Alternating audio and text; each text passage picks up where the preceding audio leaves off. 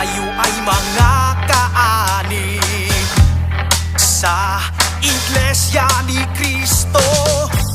Kaya tayo wag paaagaw sa diablo.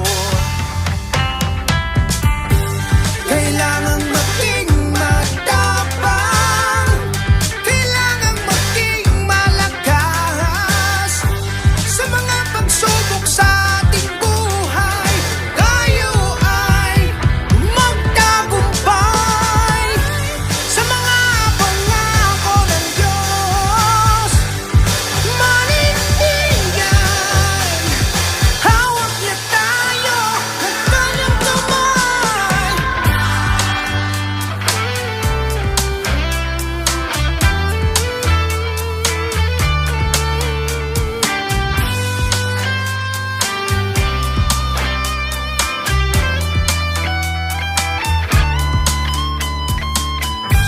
Hanggang wakas manatili na Iglesia ni Cristo. Dito nakasalalay